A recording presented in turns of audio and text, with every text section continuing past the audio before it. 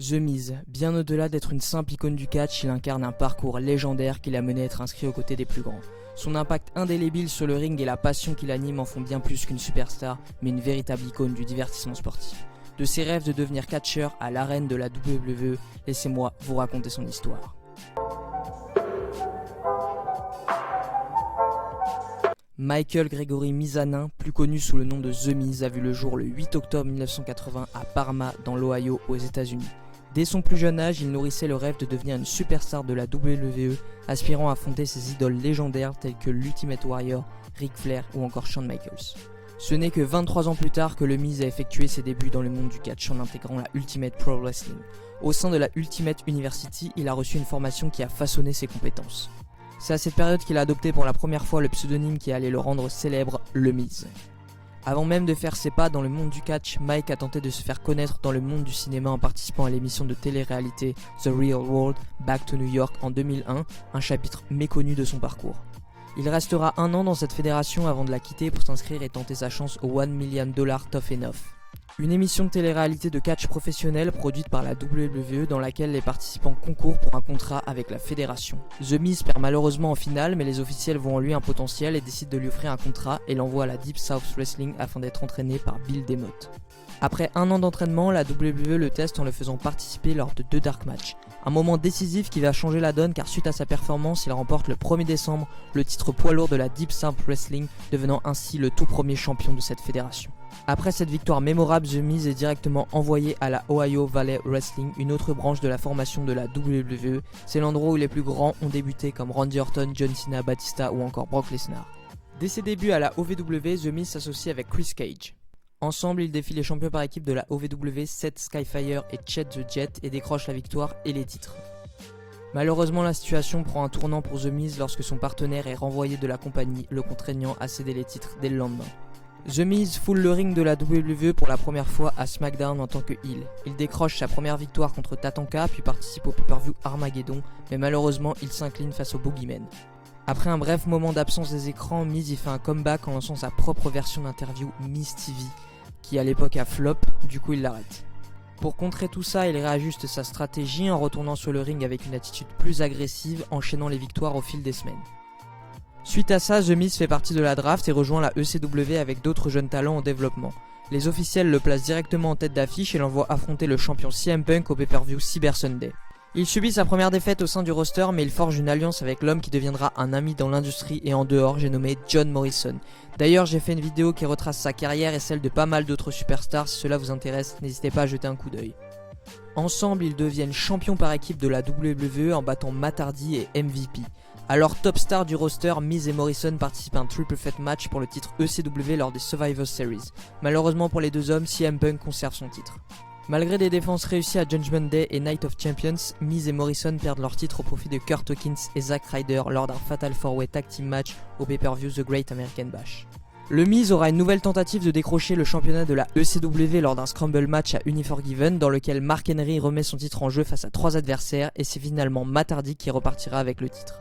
Cependant, l'aventure entre Miz et Morrison n'est pas terminée pour autant et ils remportent le Slammy Award 2008 de l'équipe de l'année, puis deviennent également champions du monde par équipe après avoir battu CM Punk et Kofi Kingston lors d'un house show. Après le début de leur second règne, Miz et Morrison entament une rivalité avec The Colons, qui étaient les champions de la WWE par équipe. Leur rivalité prend fin lors d'un Lumberjack match à WrestleMania 25 dans lequel les deux équipes remettent leur titre en jeu pour unifier les titres tag de la WWE. C'est finalement Carlito et Epico qui remporteront la victoire en devenant les premiers champions unifiés de l'histoire de la compagnie. Peu de temps après leur défaite, The Miz sera en Raw en compagnie de Morrison pour représenter le roster de l'ECW. Miz est programmé pour un match contre Kofi Kingston représentant Raw. Pendant le combat, Morrison intervient pour soutenir son ami, mais malheureusement l'arbitre le repère, entraînant ainsi la disqualification du Miz. C'est donc Raw qui obtient un ajout à son roster. Les deux amis fixent l'écran anxieusement et finalement The Miz est sélectionné pour rejoindre le show rouge. Malgré une accolade marquant la fin de leur alliance, The Miz trahit son ami laissant l'arène entière sous le choc. De retour en solo avec un énorme statut de heel bien détesté du public et une nouvelle apparence, le Miz part à la conquête du titre des États-Unis qui est entre les mains de l'homme qui a fait basculer sa vie, Kofi Kingston. Les deux rivaux auront plusieurs affrontements soldés toujours de la même manière avec des victoires de Kofi Kingston jusqu'au lendemain de Hell in a Cell à Raw où il parvient à devenir le nouveau champion des États-Unis. C'est son premier titre solo depuis sa signature dans la compagnie. À partir de ce moment, sa carrière décolle véritablement. Les responsables de la WWE lui accordent une totale liberté dans ses promos et son attitude. Ça contribue ainsi à forger sa légende qu'il incarne encore aujourd'hui. Après avoir remporté le titre, il ne s'arrête pas, il s'associe à Big Show pour former la superbe équipe Show Miz. Après avoir défendu avec succès son titre US face à MVP à 2 reprises, il décroche les titres unifiés de la compagnie aux côtés de Big Show en triomphant de D-Generation X et de la Straight Edge Society à Raw. Il devient le premier catcheur de l'histoire de la WWE à posséder 3 titres en même temps et c'est encore le cas aujourd'hui.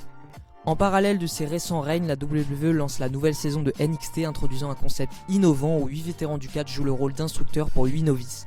Le Miz participe dans l'émission et devient le mentor de Daniel Bryan.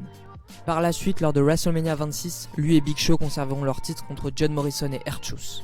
Ils perdront leur titre 3 semaines plus tard à Raw contre The Hard Dynasty. J'ai également fait une vidéo sur Tyson Kidd, cela vous intéresse, n'hésitez pas à aller la voir. Et après le match, le Big Show assomme le Miz avec son KO Punch, ce qui marque la fin de leur alliance. Et moins d'un mois plus tard, il perd le titre des États-Unis contre Bret Hart. Ils tentent de reconquérir les titres par équipe unifiée avec Chris Jericho lors d'Over the Limit, mais ils échouent. Après un bref affrontement avec son ancien protégé de la NXT Daniel Bryan, tout en assurant le rôle de mentor d'Alex Riley lors de la deuxième saison de NXT, il parvient finalement à récupérer le titre des États-Unis en remportant un Fatal 4-Way match contre R-Truth, John Morrison et Zack Ryder à Raw, en volant la victoire à son ancien ami et partenaire. R-Truth tenta de récupérer son titre lors de 4-Way finale, mais sans succès. Un mois plus tard, il participe au match Money in the Bank de Raw qu'il remporte, lui garantissant ainsi la possibilité de défier le champion en titre pour le WWE Championship à tout moment. Il marque une nouvelle fois l'histoire en devenant le premier détenteur d'un titre à remporter ce match. Son ancien protégé Daniel Bryan réapparaît et le provoque pour le titre des États-Unis, les conduisant à s'affronter lors de Night of Champions où Bryan ressortira champion. Il tentera de le récupérer à Hell in a Cell dans un Submission Count Anywhere match contre Bryan et Morrison, mais Bryan conservera. Au Raw du 22 novembre 2010, après la réussite de Randy Orton à défendre son titre contre Wade Barrett, The Miz se présente au ring et encaisse sa mallette de Money in the Bank et bat Orton pour remporter son tout premier titre mondial, devenant le nouveau champion de la WWE après plus de 6 ans de bons et loyaux services, sous une pop de huée complètement magistrale et un mème encore connu mondialement aujourd'hui. Orton tente de récupérer son titre à TLC contre le Miz dans un table match sans succès, puis une seconde fois au Royal Rumble, mais la Nexus intervient en la faveur du Miz. À Elimination Chamber, il triomphe face à Jerry Lawler et cette même soirée, John Cena devient le challenger après sa victoire dans l'Elimination Chamber de Raw. Une rivalité débute entre les deux qui les emmèneront à s'affronter à WrestleMania 27 pour le titre mondial de la compagnie. Le lendemain du pay-per-view à Raw, Miz et John Cena remportent le WWE Tag Team Championship, mais ils le perdent immédiatement après contre les anciens champions Heath Slater et Justin Gabriel suite à la trahison du Miz. C'est bien dommage d'ailleurs car j'aurais apprécié qu'il recrée un peu la magie de WrestleMania 23 où Cena et Michaels se battaient pour le titre mondial de la compagnie tout en étant également les détenteurs des titres tag, et foncez voir ce match d'ailleurs qui est incroyable.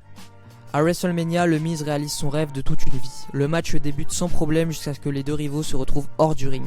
John Cena exécute un spear sur le Miz, debout sur l'une des barricades, le faisant chuter lourdement au sol. Pour ceux qui ne sont toujours pas au courant, ce choc lui a provoqué une commotion cérébrale. Le Miz n'a toujours aucun souvenir du match jusqu'à présent. Les deux adversaires sont comptés à l'extérieur du ring, entraînant leur disqualification sous les huées du public. The Rock, l'hôte de WrestleMania qui faisait son retour, intervient et reçoit un message du général manager de Raw. Il l'envoie bouler et ordonne de relancer le match en no disqualification pour donner aux fans ce qu'ils veulent. Cena fait un travail incroyable en protégeant le Miz qui est complètement paumé, puis soudain le Rock intervient portant un rock bottom sur Cena, offrant ainsi la victoire au Miz. Le Rock retourne sur le ring et attaque le Miz sous les yeux des fans, marquant ainsi la fin de WrestleMania. Personnellement, je trouve cela extrêmement injuste pour le Miz. Au-delà de sa blessure, son moment était volé simplement pour promouvoir le main event du prochain WrestleMania entre le Rock et Cena. Et vu que son règne n'était déjà pas très gratifiant, cette décision l'a totalement enterré. C'est vraiment dommage et honteux pour le Miz de mon point de vue. John Cena récupère le titre de la WWE dans un match à 3 en cash contre le Miz et John Morrison qui recevait un push amplement mérité. D'ailleurs, j'ai oublié de le notifier, mais lui et Miz ont un match Falls Count Anywhere à Raw en début d'année pour le titre WWE et je vous donne un ordre d'aller le voir. Il est incroyable et Morrison a prouvé qu'il était une valeur sûre pour être une tête d'affiche du main event. Malheureusement, on connaît la suite, manque de confiance de la part de la compagnie pour le mettre en haut. Je reprends. Donc le Miz il perd son titre lors de ce match et tente ensuite de récupérer le titre de Cena à Over the Limit dans un I Quit match, mais échoue malgré l'aide de son poulain Alex Riley. Le lendemain à Raw, son partenariat avec Alex Riley prend fin lorsqu'il le renvoie en l'accusant de sa défaite.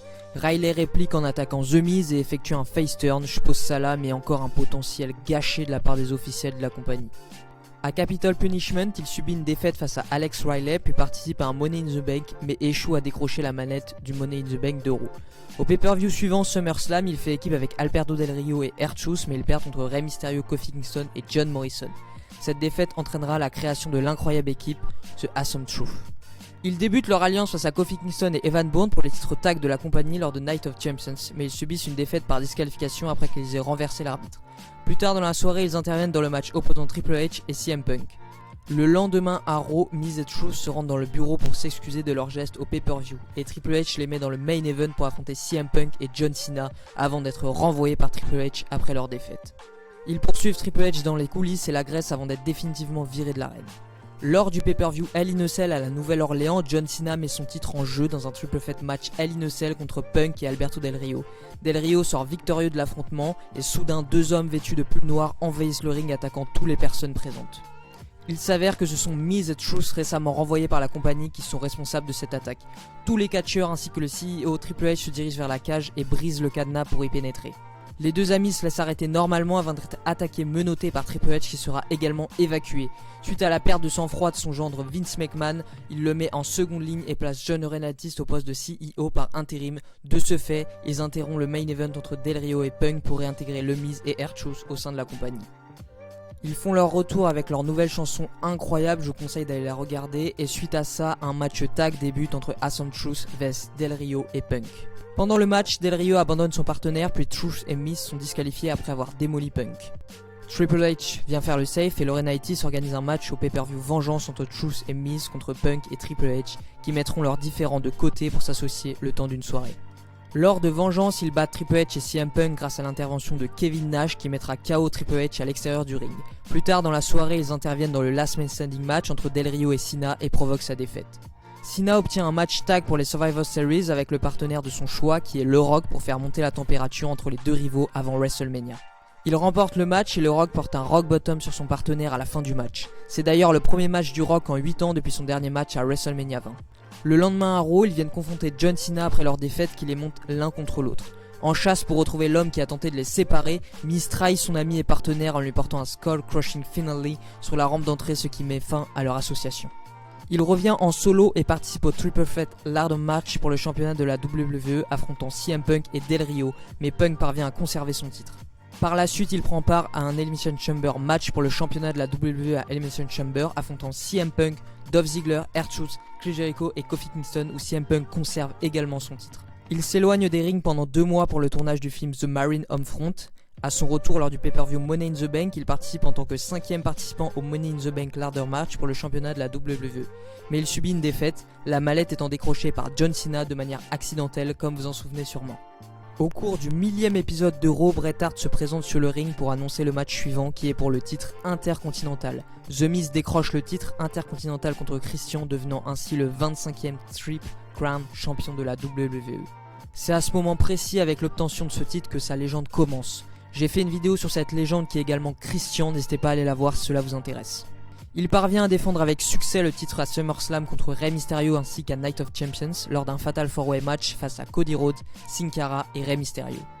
Ensuite, The Miz reprend son émission qu'il avait tenté d'introduire en 2007 intitulée le Miz TV, puis débute une rivalité avec son ancien adversaire Kofi Kingston qui parvient à lui prendre le titre intercontinental au show Main Event.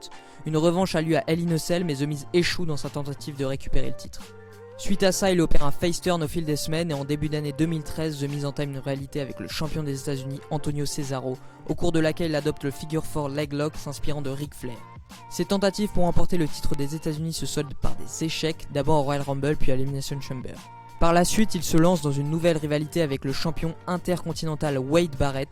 The Miz décroche le titre intercontinental dans le pré-show de WrestleMania 29 en soumettant Wade Barrett. Je vous conseille également de voir ce match, la foule est à fond derrière le Miz. Malgré ça, il perd le titre dès le lendemain à Raw lors d'un match revanche, enregistrant ainsi l'un des règnes les plus courts de l'histoire du titre. A la suite de ces événements, The Miz se retire des écrans pendant quelques semaines en raison du tournage du film Christmas Bounty. Il effectue son retour lors de Payback mais subit une défaite dans un triple threat match pour le titre intercontinental affrontant Wade Barrett et Curtis Axel. À Money in the Bank, The Miz perd contre Curtis Axel et fera un heel turn. Par la suite, il ne réalisera rien de pertinent et s'absentera pour participer au tournage du film The Marine 4. Son retour à l'écran se déroule le 30 juin à Raw, marqué par une attaque de la part de Chris Jericho qui faisait également son retour après 11 mois et demi d'absence. Le 20 juillet, lors de Battleground, il retrouve le titre de champion intercontinental de la WWE en éliminant Dolph Ziggler en dernier lors d'un Battle Royale de 19 participants, décrochant ainsi le titre pour la 3e fois, et lors de SummerSlam, le show-off récupère son dû. Une autre revanche a lieu à Night of Champions et Miz reconquiert le titre de champion intercontinental, ajoutant ainsi une 4e couronne à son palmarès. Malheureusement, le lendemain à Raw, il subit une nouvelle défaite contre Dolph Ziggler, ne parvenant pas à maintenir son règne. Après cela, le Miz tente de décrocher le titre des États-Unis en affrontant Sheamus lors du pay-per-view Hell in a Cell, mais sans succès. Damien Sandow s'associe au Miz pour former l'incroyable équipe Mizdo qui nous a tous fait mourir de rire tout le temps où ils étaient associés. La WWE pousse le concept et les fait même remporter le titre de champion par équipe de la compagnie au Survivor Series en battant Goldust et Stardust, les Usos et Los Matadores dans un Fatal 4-Way Tag Team Match. À TLC, bien qu'ils perdent face aux Usos par disqualification, ils conservent leur titre. Cependant, un mois plus tard à Raw, ils subissent une défaite contre ces mêmes adversaires, perdant ainsi leur titre. Ils tentent de prendre leur revanche au Royal Rumble mais échouent, puis les deux partenaires participent à la Battle Royale à la mémoire d'André the Giant à WrestleMania 31 remportée par le Big Show. Au cours de ce match, Damien Mizdo élimine le Miz, mettant fin à leur alliance.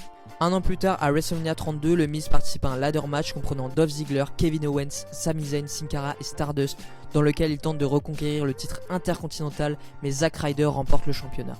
Le lendemain à Raw, le Miz devient champion intercontinental pour la 5e fois en battant Zack Ryder avec l'aide de sa femme Maryse qui fait son retour. Il conserve son titre face à Cesaro à Payback puis à Extreme Rules dans un Fatal 4-Way match incroyable en battant Cesaro, Kevin Owens et Sami Zayn. C'est à ce moment que le Miz redonne vraiment du prestige au titre intercontinental. Le 19 juillet, lors de SmackDown Live, Shane McMahon et Daniel Bryan officialisent le transfert de Maryse et du Miz vers le show bleu. Le titre US ira du côté de Raw et le titre intercontinental du côté de SmackDown. Miz conserve avec succès son titre face à Apollo Crews à SummerSlam puis à Backlash en battant Dolph Ziggler. Après cette victoire, Dolph vient à la rencontre du Miz et Maryse et demande une autre chance pour le titre. Miz refuse et Ziggler livre une promo historique venant du fond de son cœur. Si vous ne l'avez pas encore vu, je vous recommande de le faire. Dans cette promo, il décide de mettre sa carrière en jeu pour avoir une toute dernière chance d'affronter le Miz lors de No Mercy. Miz accepte, ce sera un title vs carrière match. D'ailleurs, j'ai fait une vidéo qui retrace la carrière de Dolph Ziggler, si cela vous intéresse, foncez la voir. Je vous ordonne de voir ce match qui est véritablement magnifique. Il possède tous les éléments essentiels du catch, un storytelling captivant et surtout les commentaires passionnants de Mauro Ranallo. Un mois plus tard, lors de SmackDown Live, le Miz redevient champion intercontinental de la WWE en prenant sa revanche sur Ziggler, décrochant ainsi le titre pour la 6e fois de sa carrière. Au Survivor Series, il conserve son titre face à Sami Zayn, puis une nouvelle fois à TLC en battant Dolph Ziggler dans un ladder match exceptionnel encore une fois entre les deux. L'année suivante à SmackDown Live, Dean Ambrose récupère le titre du Miz. Cette défaite a mis en lumière l'immense talent du Miz et a souligné à quel point il avait élevé le titre intercontinental à un niveau tel qu'il captait plus l'attention que le titre majeur de la compagnie. Par la suite, il participe à Elimination Chamber dans l'espoir de remporter le titre de la WWE détenu par John Cena en compétition avec AJ Styles, Baron Corbin et Dean Ambrose. Mais c'est finalement Bray Wyatt qui, à la surprise et à l'excitation générale, remporte son premier titre de champion du monde. Enfin, à WrestleMania 33, Maryse et lui connaissent une défaite face à Nikki Bella et John Cena. À Raw, Dean Ambrose l'attaque violemment avec un Dirty Deeds et la nouvelle est annoncée, Maryse et lui sont transférés au show rouge. Cette attaque les conduit à un affrontement à Extreme Rules où le Miz redevient champion intercontinental pour la 7e fois. Ambrose tente sans succès de prendre sa revanche à Great Ball of Fire. Pendant cette période, le Miz forme une alliance incroyable avec Bo Dallas et Curtis Axel, créant ainsi le Miz Tourage. Ce trio assume non seulement un rôle de garde du corps, mais excelle également au micro. Par la suite, le Miz participe au Survivor Series où il subit une défaite face au champion des États-Unis, Baron Corbin, dans un champion vs champion match. Ensuite, lors du Raw suivant, le Miz met son titre en jeu contre Roman Reigns qui s'en empare. Plus tôt dans la vidéo, je vous disais que le Miz a porté la compagnie en cette période car rappelez-vous, Roman Reigns était mis en avant de partout malgré les huées du public et Brock Lesnar était champion universel et apparaissait tous les 6 mois, donc le Miz était essentiel et le principal atout de la compagnie dans ce moment-là. Quelques mois plus tard, lors du 25e anniversaire de Raw, il redevient champion intercontinental de la WWE en prenant sa revanche sur le Samoan, décrochant le titre pour la 8e fois sous une pop monstrueuse. Après sa victoire, il prend part à l'Elimination Chamber aux côtés de Reigns, Braun Strowman, Elias, Finn Balor, John Cena et Seth Rollins dans l'espoir de devenir l'aspirant numéro 1 au titre universel de la WWE à WrestleMania 34 avec l'opportunité d'affronter Brock Lesnar. C'est Reigns qui remportera encore une fois le match. À WrestleMania 34, il perd son titre au profit de Seth Rollins dans un triple threat match exceptionnel qui inclut également Finn Balor. Finalement, le Miz Tourage se dissout pour que Bo Dallas et Curtis Axel forment une belle équipe jusqu'à aller chercher les titres tag de la compagnie. Après cela, il est transféré à SmackDown et sa carrière stagne jusqu'à son face turn où il propose à Shane McMahon de former une équipe. Ce dernier accepte et les deux hommes échangent une poignée de main. Lors du Royal Rumble, ils deviennent les nouveaux champions par équipe de SmackDown en battant The Bar, remportant les titres pour la première fois de leur carrière. À Elimination Chamber, ils remettent leur titre en jeu mais perdent face aux Usos. Ils tentent de prendre leur revanche à Fastlane mais ne parviennent pas à remporter les titres. Après le combat, Shane McMahon effectue un heel turn en attaquant dans le dos son ami sous les yeux ébahis de son père. Cette trahison les conduit à WrestleMania 35 où le Miz perd face à son ancien partenaire dans un Falls Count Anywhere match incroyable, allez voir celui-là également. Ensuite, lors du Superstar Shake-Up à Raw, il fait son retour au show rouge et attaque son rival dès le début de la soirée. À Money in the Bank, le Miz subit une nouvelle défaite face à Shane McMahon dans un Steel Cage match. À Clash of Champions, il tente de remporter le titre intercontinental de la WWE face à Shinsuke Nakamura mais il subit une nouvelle défaite. Après cette humiliation et sa défaite contre Kofi Kingston, il effectue une attaque à la fin de leur match, marquant ainsi son retour en tant que heel. Avec le retour de son ami John Morrison de la compagnie, il s'associe à Super Showdown pour devenir les nouveaux champions par équipe de SmackDown en battant Becky et Kofi Kingston 11 ans après leur premier règne.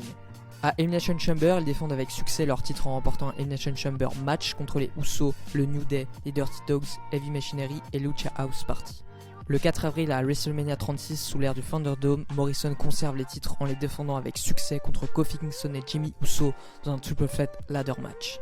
À SmackDown, c'est maintenant au tour de Miz d'assurer la défense de leur titre par équipe, mais malheureusement Big E remporte la victoire dans un triple threat match, mettant ainsi fin à un règne de 50 jours. Lors du draft, ils sont officiellement annoncés être transférés au show rouge par Stephanie McMahon. À Hell in a Cell, le Miz redevient Mr. Money in the Bank en battant Otis, remportant ainsi la mallette pour la seconde fois de sa carrière. À TLC, son partenaire encaisse sa mallette durant le TLC match entre Drew McIntyre et AJ Styles pour le titre de la WWE, transformant ainsi le combat en triple threat TLC match.